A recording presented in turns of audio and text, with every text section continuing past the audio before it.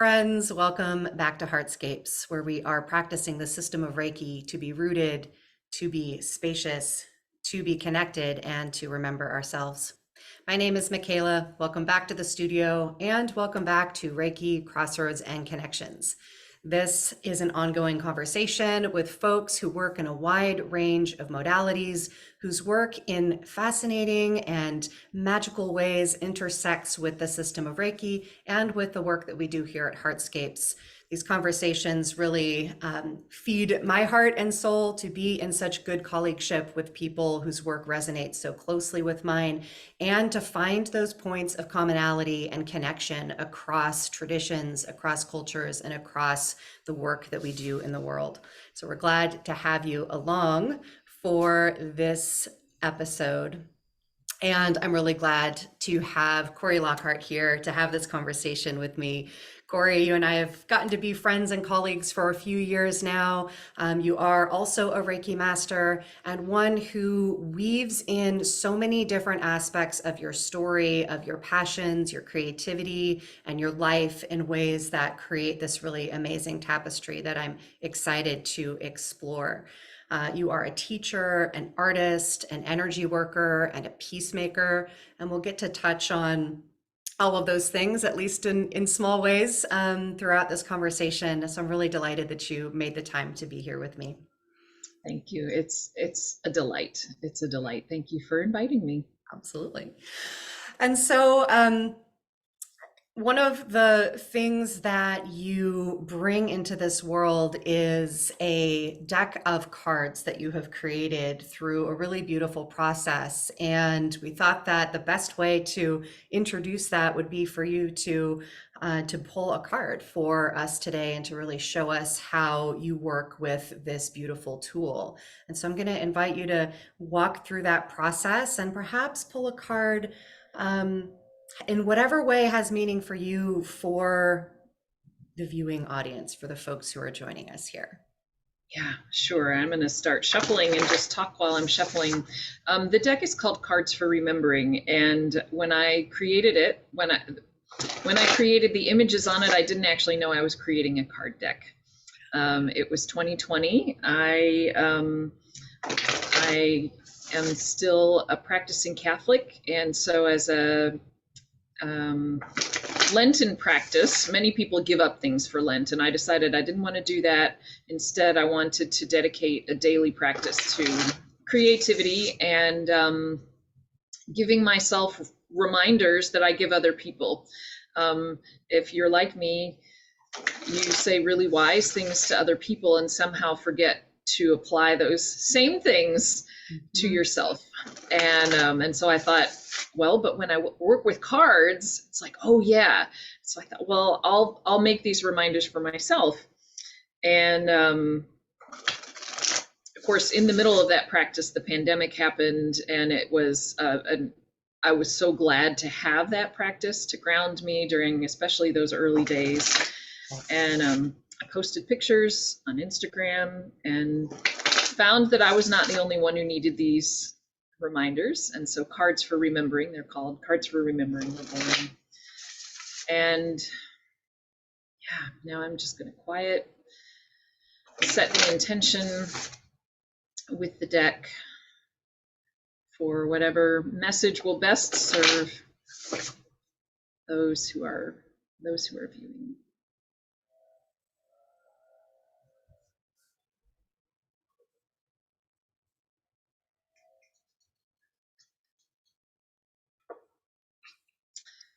And the card says, my emotions are my teachers. I choose to learn from them.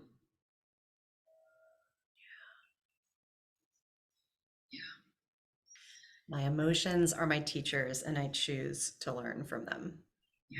I think many of us, instead of viewing our emotions as our teachers, we judge the emotions, whether they're ones that open us up or close us off. And when we judge them, then we lose the opportunity to learn from them, to, if they're emotions that contract us, we lose the opportunity to ask, what what is it that is contracting me? What need is not being met in this moment? And even when sometimes those opening, those expanding emotions, we judge too. And we lose the opportunity to notice this is what is enlivening me in Yeah. this moment. I think that's a really beautiful and appropriate point of connection with the practice of the system of Reiki, because within the precepts, we have a similar invitation. And it's one that's, I think, often misunderstood inside of Western understandings of Reiki, particularly around the first two precepts of just for today, I anger not, and just for today, I worry not. Often people do take that as a teaching of restriction of our emotions, that, I've heard people say, well, because of these precepts, I'm going to ignore my anger, I'm going to push aside my fear, I'm going to look past it, I'm not going to engage with it. And that's not what these precepts are inviting us to do. If we look at the original translations of the Japanese words, the word na inside of those two precepts, ikaru na and shinpai suna, means emptiness or void. And it's referring to the vast, wide open spaciousness that we each have inside of ourselves that is connected with everything else. And so when we bring our feelings inside of that space, first of all, we see that they're connected with every other feeling that we have, with every experience that we have. And we put that space around it, right? You talked about the contraction that we often feel when we're feeling an emotion that we don't want to be having. And so it's inviting us to bring those emotions into that wide open, spacious emptiness inside of us, where we can see them, right? We can experience them for what they're there to show us, and then allow them to dissipate naturally. And so it's a really powerful and important reframing, because contracting around our emotions or ignoring them, pushing them away, regarding them not as teachers but as enemies, it makes us ill. It causes disease in our bodies and our minds and hearts. So that was such a beautiful and well aligned message to have come out of the deck. Yeah.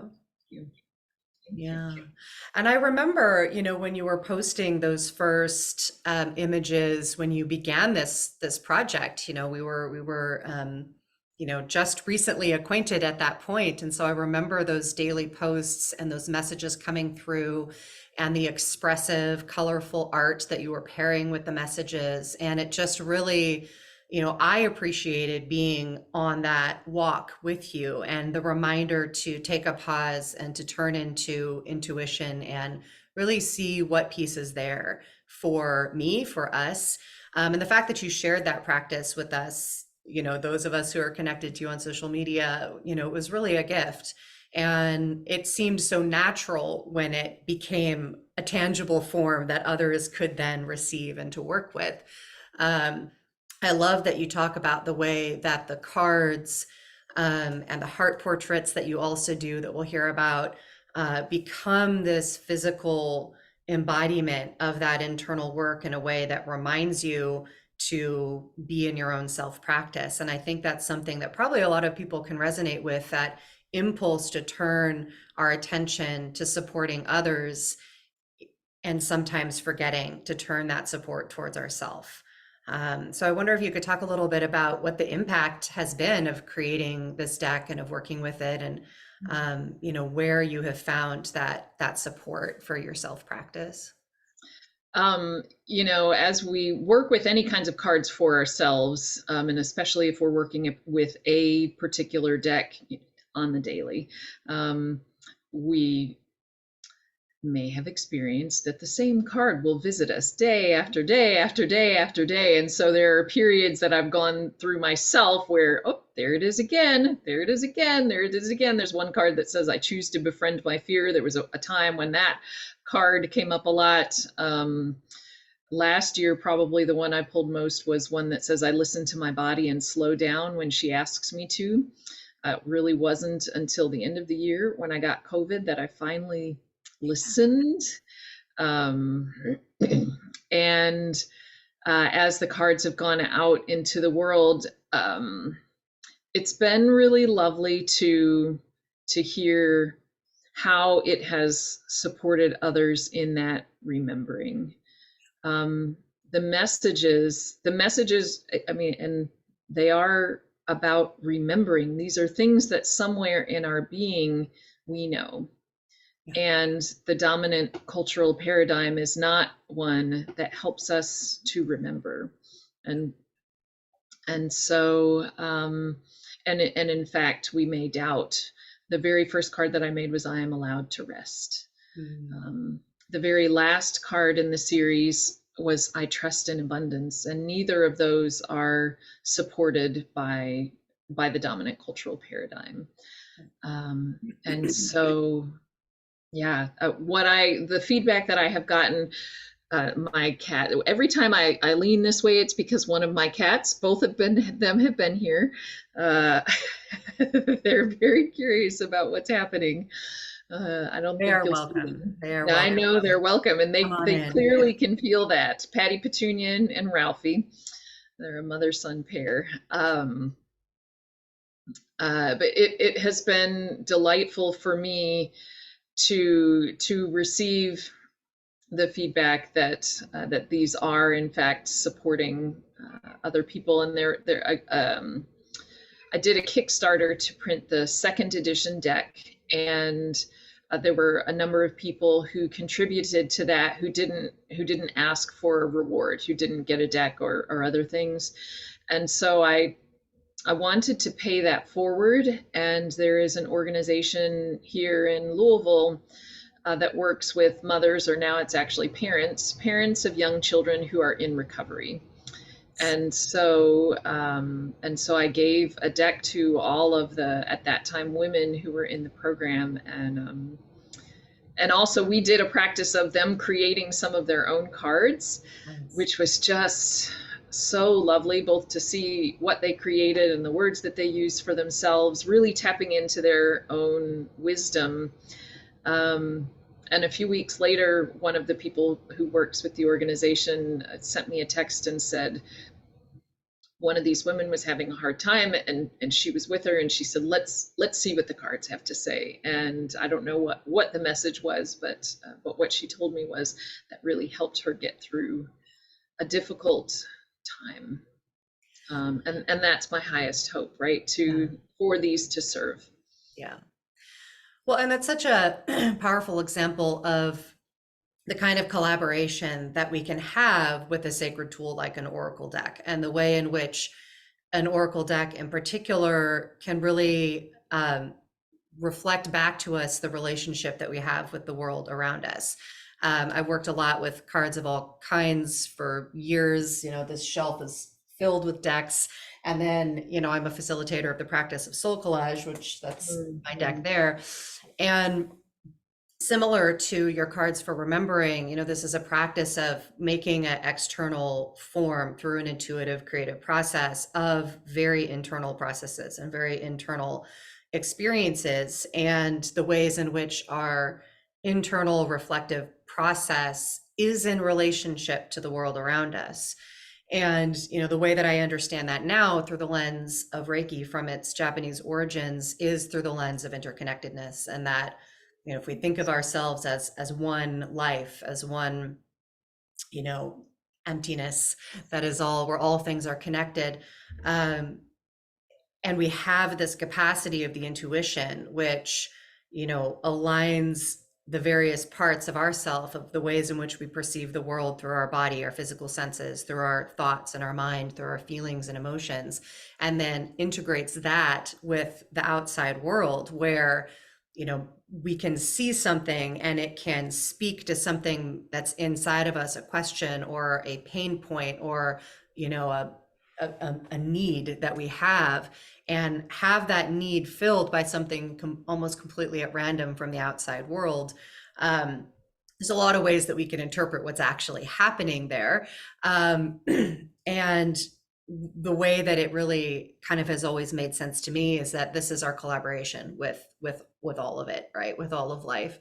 And so to be able to create your own card deck that represents messages that have come through, and then to see the way in which that can fill those spaces and answer those questions and relieve some of those pain points for other people, has got to be really powerful and validating, I would imagine. Yeah. Yeah, I'll say to that is, yeah, it's it's affirming. So you also have developed a customized artistic practice that you call heart portraits. And I know less about this practice because I've focused really on the card deck. And so I'd love to hear more about how that practice came to be and just structurally what that looks like and really what you see as the outcomes of working with this practice. Yeah, you know, you used the words that it was something that I developed, and that's not the way that I experienced it. Really, it is something that came to me. It was really unexpected, and feels like a sacred gift and a sacred honor. So, heart portraits um, began in 2018, if I'm remembering correctly. I started studying Reiki in 2017. And like many people who study Reiki, when we begin the study, we realize that we have intuitive gifts. We have ways to tune in that perhaps we weren't aware of before that. And that certainly was the case for me. At the time, I was also going through The Artist's Way, a process by Julia Cameron that's just as it looks like you're familiar with. It's a beautiful It's on the process. shelf up here. Yeah. Yes. Um, and I had started creating hearts and images of hearts inside of hearts actually a few years before, because of work that I was doing in Palestine. I was a human rights observer, and in 2015, like now, actually, there was a heightened level of violence, and well, I won't go down that rabbit hole. I'll just say that there was more violence there than there was in previous times I'd been there, and so I was really experiencing fear about going. And this was before I was studying Reiki. And so as I was asking the universe for support, I got this image of a heart inside a heart inside a heart, and it was like you're supported. Here you are at the center. You've got all of this support around you. And so I started creating those images, and I created one for a person, and I sent her this image of hearts inside of hearts. I didn't actually give it to her. I sent her the picture and said, oh, I'll give it to you. And then years went by and I didn't actually give it to her. So she also is an energy worker. And when I was experiencing this awakening, I reached out to her to say, help me understand what's happening. And when I did that, I brought this image that I had created a few years before, and I was feeling kind of bad. So I also made another image of a heart just that morning and brought it to her. And as we were sitting there together in these hearts, she says, so how long have you been tuning into people's hearts? And I kind of backed up and I was like, well, I mean, yeah, I guess since I started studying Reiki, but then of course here I have this image that I've created years before for her that really spoke to her still when I gave it to her, and it was like, oh, this has been going on longer than I thought. So after that conversation, as one of the practices of the Artist's Way, I wrote, I want to draw people's hearts. And almost immediately, I started waking up with heart images that were connected to particular people. And so I'd create the image and just say to the person, hey, I woke up with this image, it's for you, and give them that. And not really knowing that there were not knowing myself what the messages were, or that there were messages. And very quickly, as that was happening, I began to understand that there were messages, and it was actually through a former student who I have very sporadic touch with. I woke up with this image, and it was a heart that had all of these kind of splotches on it, and it also had this really warm kind of tan energy that was in it. And I sent him the image, and I also told him about a dream that had happened, and he said, well, that makes perfect sense. These splotches, my mom has cancer, and I keep hearing she's got more spots, this is her cancer, et cetera, et cetera. And this warm energy, and part of what was in the dream, he said, well, I'm also getting married. And so having these two very different experiences show, of mom having cancer, but also this just beautiful joy time in his life. Yeah, this makes perfect sense. And it was at that point that was like, whoa, there's more going on here than I thought. So I continued to, at that point, I actually put the word out with, hey, I'm trying to understand what I'm doing here. I'd like some volunteers. So I created these and started to interpret them for people. Well, actually, I created a few more before that happened, and was realizing that I was understanding messages. And I think it was actually on Easter. Was the last one that I made like that, because I talked to my friend, was like, here's all this stuff. And he was like, yep, that's right. And at that point, I realized like there were really deep messages in it. And I didn't want to do them without consent. And so that was when I put the word out. I'd like to, try these with people with their consent. And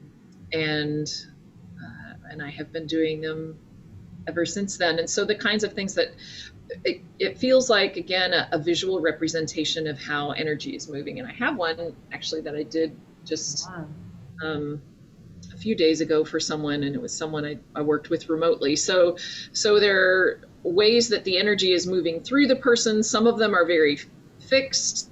When there are circles in them, it's people who are in their lives. There's a little line here that's a spirit protector, and very often there are people who used to be embodied who are now in spirit, who show up that are protecting a particular part of the person's life. So it's energies that are moving through, and then also energies that are around and supporting the person.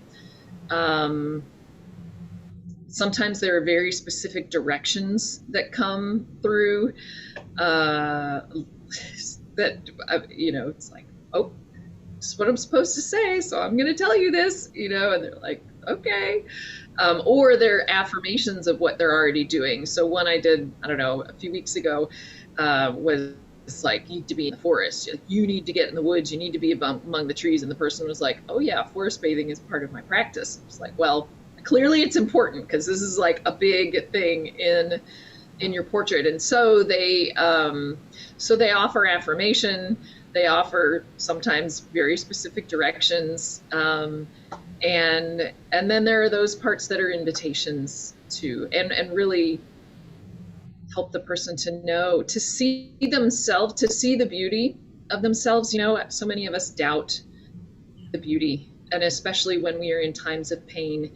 And I'm getting teary even thinking about it. But my favorite part of doing this process is when the person looks at it and says, this is beautiful, and I get to say to them, yeah, and this is you. This is a reflection of you. Yeah. Just take that in. Yes, you are beautiful. So. Yeah, I mean, what a powerful opportunity and moment to kind of crystallize something that can feel so ephemeral and that can feel so distant to us if we're in a space of distancing from ourselves, or we're feeling that self-doubt or self-incrimination, or condemnation or shame or anything like that, to have this tangible thing that not only are you saying, this is your beautiful true self, but they're having some sort of feeling that tells them that that's true, right? They're having some sort of affinity and connection with the image. So it's not just like, oh, that beautiful image is you. It's like, oh, I feel that. There's something in me that affirms that is true. And again, really feeling that organic tie into the heart of the system of Reiki and why it came to be, which is to remember the wholeness of our true self. And that this is a practice of clearing away everything that's in the way that isn't our true and whole and beautiful, shiny, bright, luminous, clear self, and to, really reveal and lay bare that true self to ourself. Not that it was missing, not that it was gone or it has to be retrieved or created, but that it was always there. And something has caused us to forget or to disconnect. And so for you to, have this avenue in not only through the energy work, but then that the energy work is able to manifest in this way that is so viscerally affirming to people, must be a really powerful, transformative moment, and almost it's this might sound odd, but it feels like also a very efficient practice, right? Because we can say words to a person, but their direct experience of the thing is going to be what stays, right? And what has an impact on them. And so to be able to look at an image that came through and to have that direct experience with it, like, oh yeah, that is me in a certain sense, like the efficiency of that I'm appreciating in this moment. Yeah. Yeah, I love, I had never thought about that idea of efficiency. And yeah, I'm going to have to think about that. I like, sometimes I feel a little cautious about the word efficiency, I think, in part because of how it's used in our culture. And I trust you in a way that I'm like, oh, I want to work with this word efficient and allow it to be in its, Yeah. in its expansive and helpful way. Yeah. Yeah. One of those words that can is essentially neutral, but we take on the way in which it might be generally used. And yeah, I agree with you, which is why I was like, this is a weird word that's coming through, but this is the word. And yeah, and just the directness of it, right? The clarity of Yes. seeing something that you're like, oh yeah, that's me. Well, Also, and oh, but I was just going to say, and that's it. Like, especially, I remember one of one of those kind of experimental ones that I did of somebody who said, yes, I'm open to you doing this. And this has happened many times since then, but me showing her something. And of course, the way that I'm talking about it is the energies. I very rarely know what it actually is about in physical reality, but the people I'm working with do. And what showed up in her, she said, this is something that I've been struggling with, for a long time, and most people don't know about it. And so the fact that you've seen this just is so, helps me to trust myself and my experience. yeah.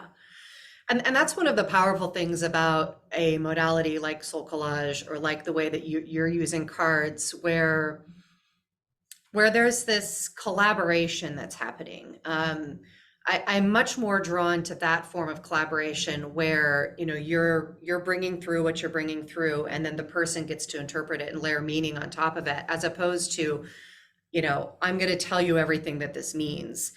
And with soul collage, it's entirely self-driven. Like there's no interpretation by the facilitator at all. And what you're describing is kind of a blending, right? Or you're like, here's some things that I know about the energy of what's coming through, because I have a relationship with this energy. I have a relationship with this practice and this process.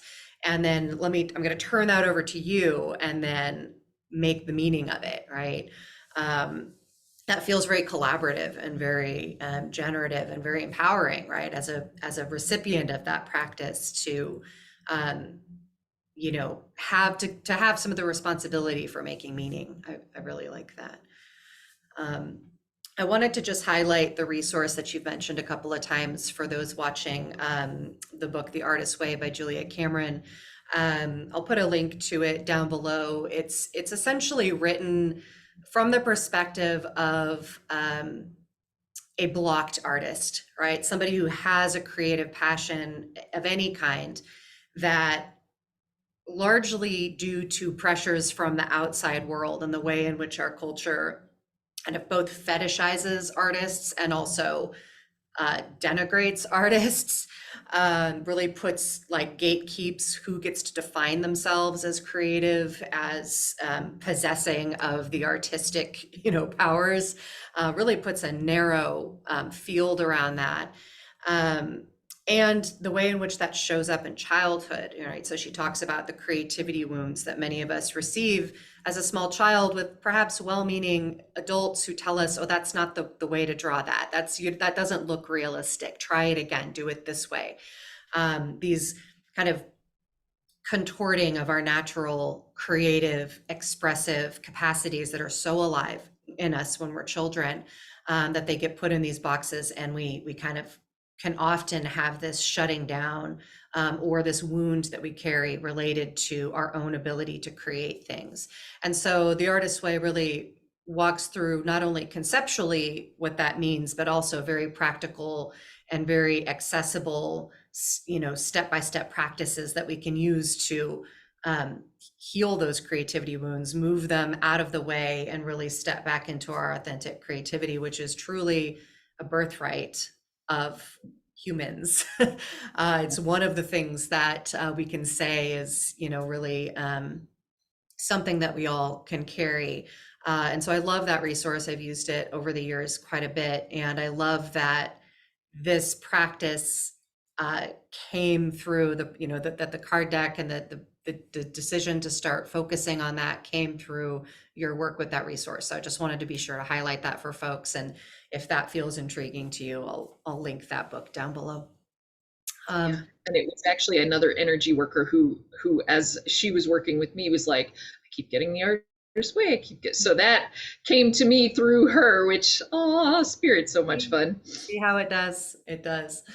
One of the things that you talked about as you were sharing the story of how the heart portraits came to be, is one of the other pieces that I really, feel gratitude and kinship with you, and that's around your peacemaking work.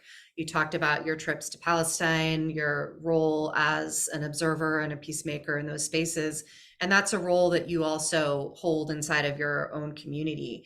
And, one of the, again, when I first met you and we were first starting to connect over social media and through mutual trainings that we were in, was right in the era of time when the Black Lives Matter protests were coming through, and there was so much energy in that time, which stays with us in many ways, towards taking this opportunity of the disruption of the pandemic to disrupt other things that needed to be brought to attention, that needed to shift and to change. And you took us along with your journey, filming the protests, being a witness, being an observer, being a person on the ground to observe what was happening and intervene if needed, and to really hold space for peacemaking and for the kind of disruption that is needed when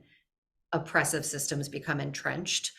And I wonder, I believe, and you've shared things that make me very curious about the ways in which your work as an energy worker, as a teacher, as an artist, as someone who can intuit people's hearts, how those capacities do or don't play a role when you are in this role of witness and of peacemaker. I wonder if you could speak to that a bit. Yeah. Yes, thank you. So I live in Louisville, Kentucky, which is where Breonna Taylor lived and was killed. And that happened on March 13th in 2020. The protests began at the end of May, just shortly after the protests for George Floyd began. And they began when the tape was released of Kenneth Walker, Breonna Taylor's boyfriend, making the call to 911, and in which it was clear that that he did not know that it was police who were coming. He fired a shot, and Patty Petunia's back. anyway, I won't go into that whole story. Anyway, the protests began because of the work that I've done in Palestine. I felt compelled to go there. Also, I was thinking about it. Do I go? Do I not go? And I happened to be wearing a T-shirt that said essentially, I was from El Salvador. I can't remember the exact quote in the moment, but something like, "I'm here to expose truth, to expose lies and be a bearer of truth." And it's like, how can I not go down there when I'm wearing this on my body? And so my brother-in-law is a journalist, and we went downtown where the protests were happening, and happened to arrive right as the police in their riot gear were arriving en masse. And shortly after that, there were shots fired, and so we were kind of swept away in the energy of what was happening. We had made the decision to go, and there wasn't preparation, and I realized that night, like, if I come down here again, I need to be prepared. And so the question that I asked myself after that, anytime I went to the protests, is what is the energy that I want to bring into this space? There are so many energies of so many people and so many different forces, that without that intentionality, that you can't go there and not be swept away.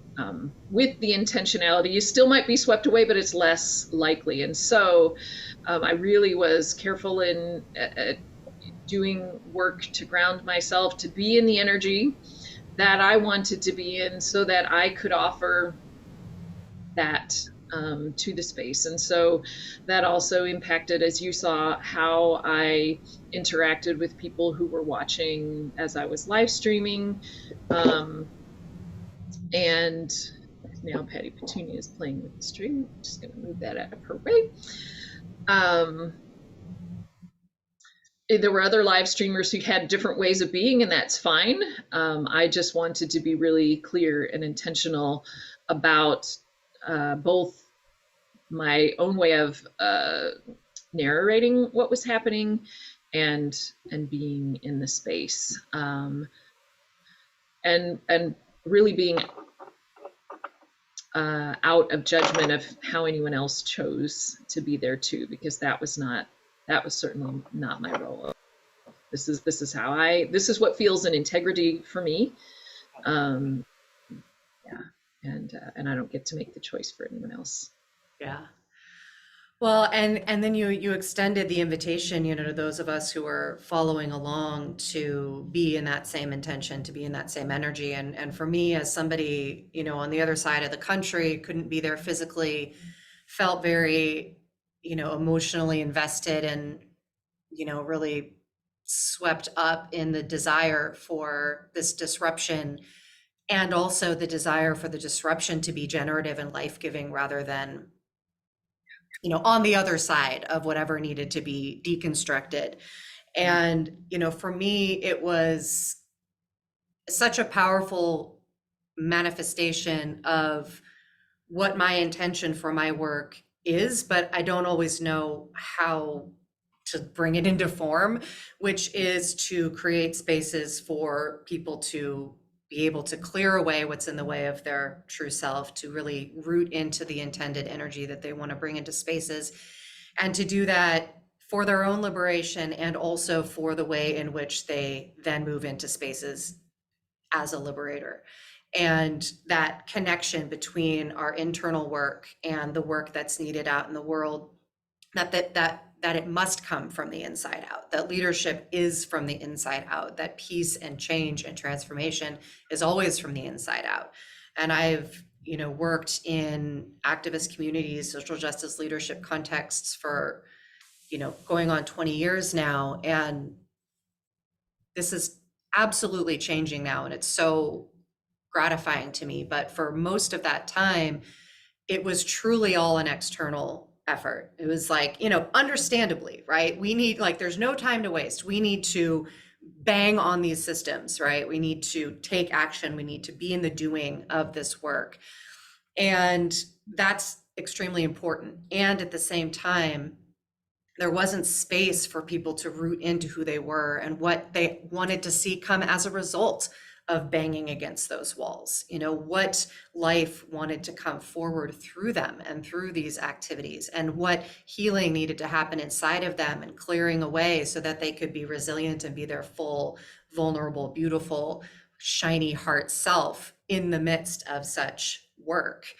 And that the systems outside of us are reflected inside of us and vice versa. And so, for the longest time, I've really believed that, and observed, when this is so, that the deepest, most lasting social change comes from that inside out process. And we see this, time and again from leaders, from moments, from movements. But in my experience and in the time I've been in this work, I haven't seen it as a cultural understanding inside of activist communities, but I'm starting to see it now. And I really feel that this time that we're in, that even the disruption of COVID really opened up for us this space to examine, how do we want to be in relationship to the change that we're trying to make. And as you were going into those spaces of protest and being clear with those of us following along that you were in this process of setting your intention and then, doing everything you could to go be that intention in the space, seeing how people reacted to you, seeing how it felt for me to be along with you from afar, how much of an invitation there was for me to drop into my own practice and to be with you, in Reiki and energy, and like how absolutely welcoming and vulnerable and safe that felt, even in the midst of how challenging it was. And it just, for me in that moment, was really it was like, yeah, this is how we do it, right? This is leadership from the inside out. This is what it can look like. And it was really important for me to have that experience, and for you to invite, me and others along for that with you, because it really clarified something that I had been in the curiosity about. What does this look like in practice? So yeah, I'm really glad that we get to kind of circle back to that 3 years later and really, think about what the impact of that is and how we want to continue holding that for people and for ourselves. And I also just want to say that for me, being on the ground in that and having people knowing that there were people with me, that you were with me doing that work, also helped me to stay grounded and stay in that intention. And so it brings us back to that we are one, we are interconnected. And so even though you're across the country, that support was palpable, and I'm very grateful for that. Absolutely. And that level of connectivity is available to all of us. It's part of how we are as beings, and it really is a matter of remembering that, and to take on practices that help us to clear away the distractions that keep us not focused on that actual truth. It's like, it's so simple, and yet there's so many layers of distraction that it can feel very complicated to get back to that center. And practices like heart portraits, like oracle cards that are really from that personal intuitive place, like the system of Reiki, these are all practices that help us to remember literally the name of your deck, right? Cards for remembering. And then there's one more piece that I wanted to be sure to at least touch on, and this is something that could be a much longer conversation, and perhaps we will have it as a longer conversation. But something that also feels really powerful to me about the way that you walk through the world. You mentioned being a practicing Catholic, and that Cards for Remembering came out of a Lenten practice.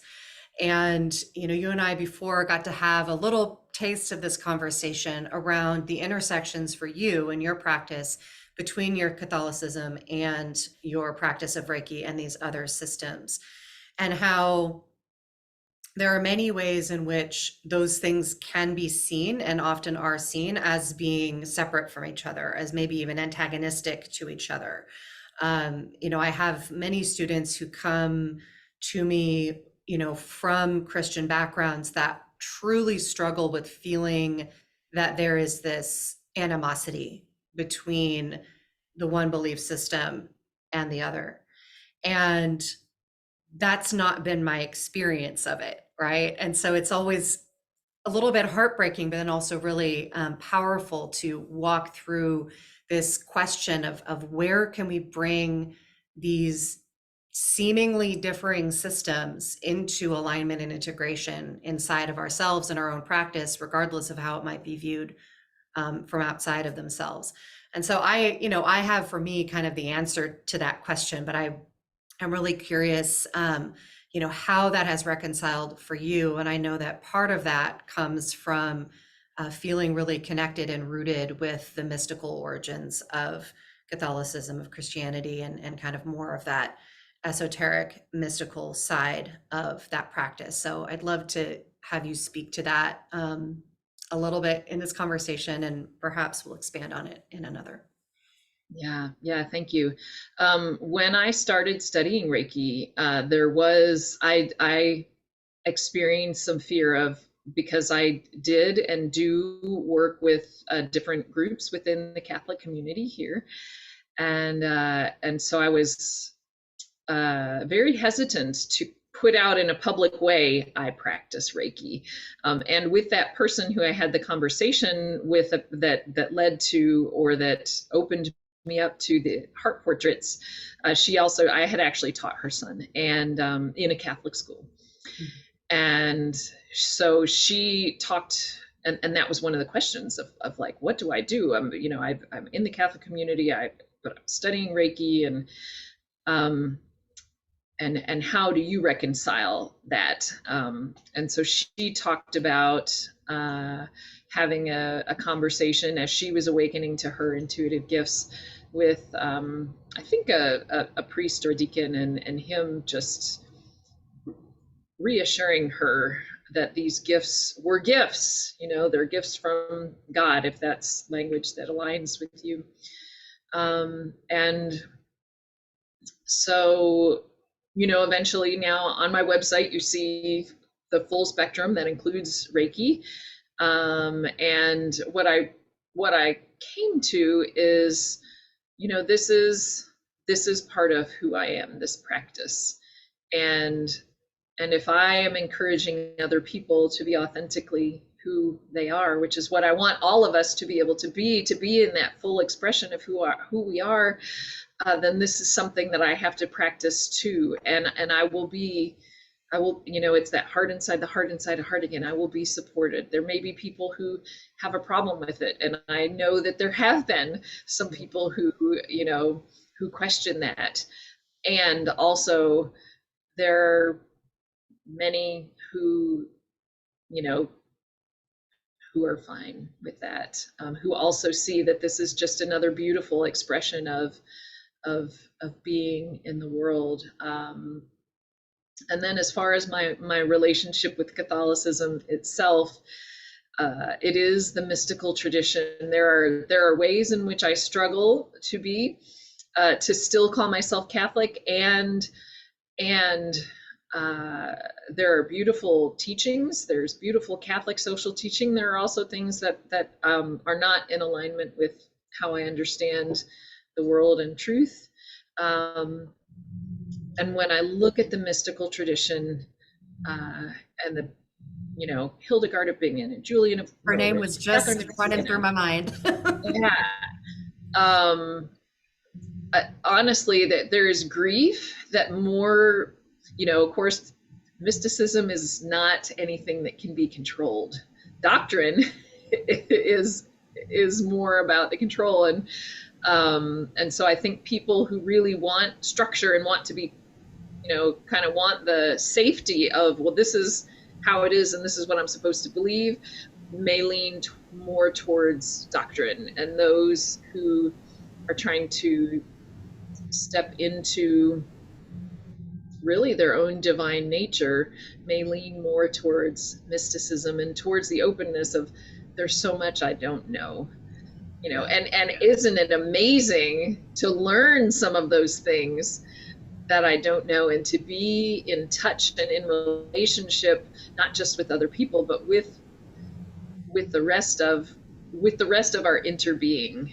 Um, it's exciting, it's surprising, it's all of those things, and so um, yeah, so still sometimes there is this.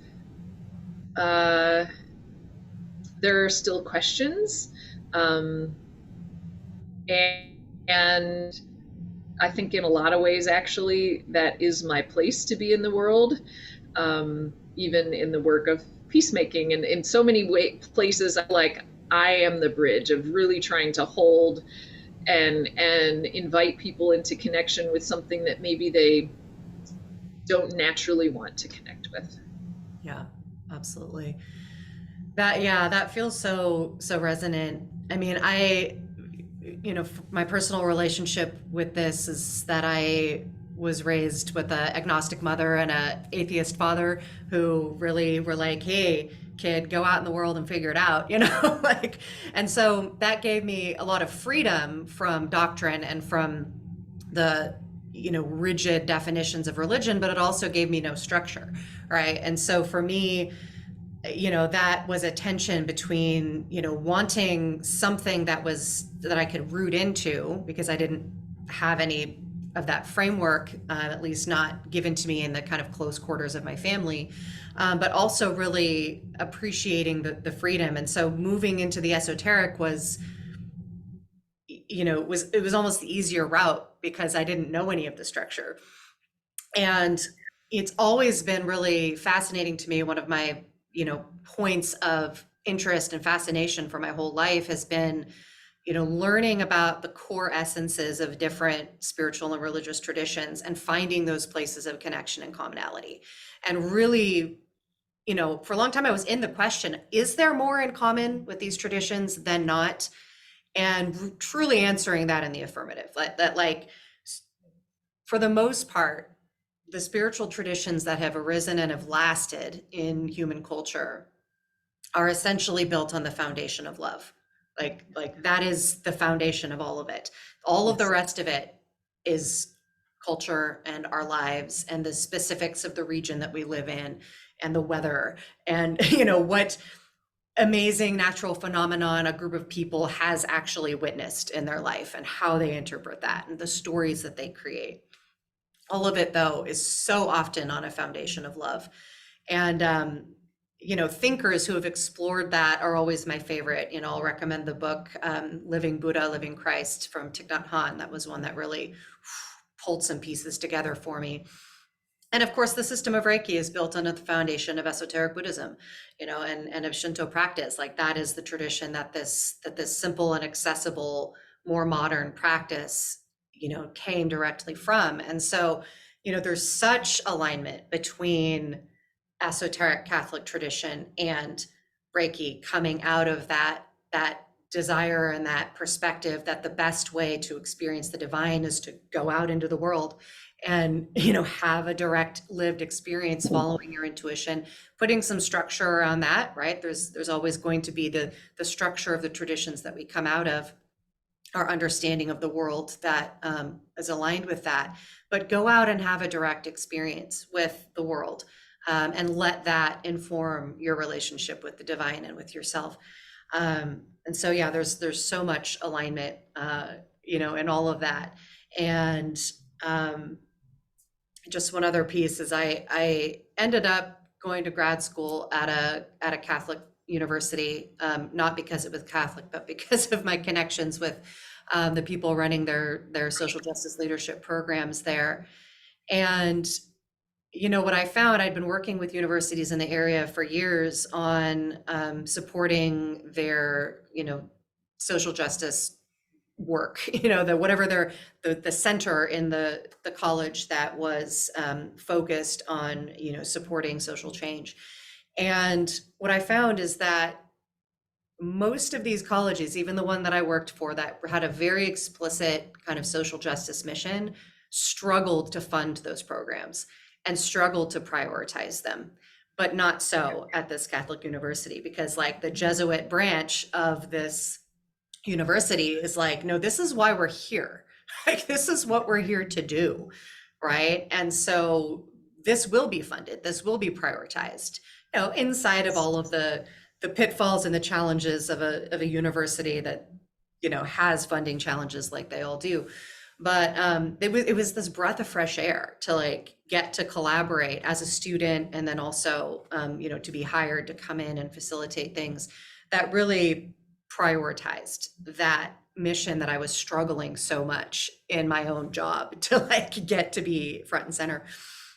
And it was in that space that my desire to start this work, to make, Reiki and self-reflective practices the center point of my work, was most strongly affirmed.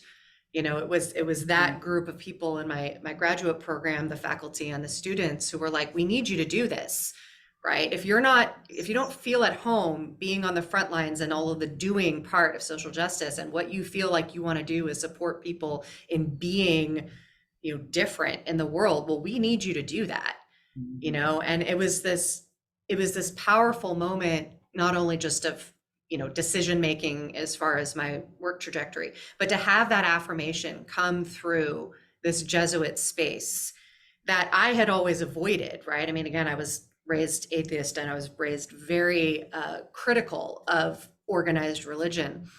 But to have that be the space that most affirmed my Reiki work in the world, right, was very powerful to me. And then, and I worked for that university in a number of capacities, and then also ran into a lot of prejudice from certain more conservative branches of the same school. I literally was, called a witch and told that I needed to be, kicked out of the university. I'm like, well, I am a witch, number one, but number two, it doesn't mean what you think it does, and I'm not going anywhere. So anyway, that's a bit of an aside, but I'm just appreciating these points of intersection, between all of these different ways that you have walked through the world, and the ways in which they come together, so beautifully. And I'm sure that there's been those points of tension and, struggle within you as you've brought these things together. But from my perspective, I get to see the integration of them in the world. And so do the people who have the luck and the honor of getting to work with you. And so I'd love to have you just talk a little bit about how folks can work with you on any of the things that we've named. If there's anything in particular you want to highlight that you have coming up, or that you would love to invite people into. Yeah, I have cards for remembering for sale. If people want to commission heart portraits, they can also do that through my website. My website is my name, CoryLockhart.com. I also, and this feels so intertwined with everything that we've talked about, I teach and facilitate nonviolent or compassionate communication. And I have a class coming up in March, a 4-week series that's an introductory series. It's at this moment of our conversation, it's not on my website, but it will be shortly. And so if people have curiosity about that, and for me, nonviolent communication, it's about our words, and it is my cat, and it is also very much an embodied practice for me, really trying to bring together the words that we say, noticing how our body is affected both by what we say and what we receive in the way of words and energy, right? Words are energy too. So now she is behind my computer. So you see my computer moving. Collaborating with us. She's like, this is the She is collaborating. Patty Petunia. She is actually the cat who collaborates on the heart portraits. Like, she often is around when I am making them, and neither of them seem to be work with me during Reiki sessions, but I used to have 2 cats who helped with my Reiki sessions too. They have their thing that they do. Yeah. Jeez. Yeah, we just had a conversation in in our Heartscapes Facebook group about cats and our cats as helpers in this work. So They yeah. really are. Yeah. And I'm really glad that you mentioned the nonviolent communication class. That work has also been really important to me. It was one of the places in that previous job working in universities that where it felt like that alignment was starting to happen. It was like, oh, we can do embodiment work and also be, learning how to navigate, social change like that. Those things can happen at the same time. It was one of those first touch points for me of bringing an embodied awareness into that work, and was really, really important work for me there for quite some time. So I'm really glad that you are offering that to the community. And once you have that link for that class, I'll go ahead and amend the comments down below. We'll go ahead and add it so that folks watching in the future can check that out. And again, the links for purchasing a Cards for Remembering deck, for commissioning a heart portrait, will be down below as well. And I'm so glad that we got to have this conversation, Cory. It's there's there's just so many points of connection, and I really am grateful to get to continue being in this work with you and to be allied with you in all that we are up to in the world.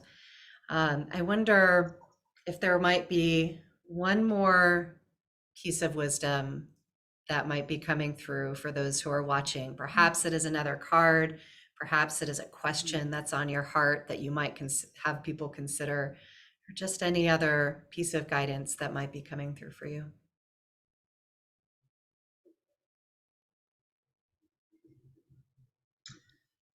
Um, One of the things that I'll say when I'm working with people is I wouldn't ever want you to trust me more than you trust yourself. Um, and there are many, many things that in the world that discourage us from trusting ourselves.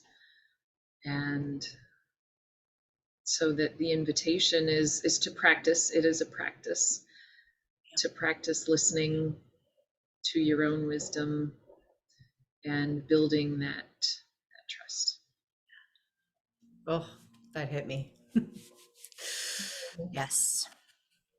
So, friends, as you move forward from this conversation, moving into your day, I really invite you to pay attention to the ways in which you're trusting yourself as you make decisions. And as you do, may you be deeply provisioned to make those choices and to make them well.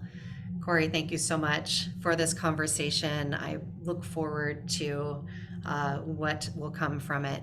And for those listening, thank you so much for being with us. Until next time, I love you. Goodbye.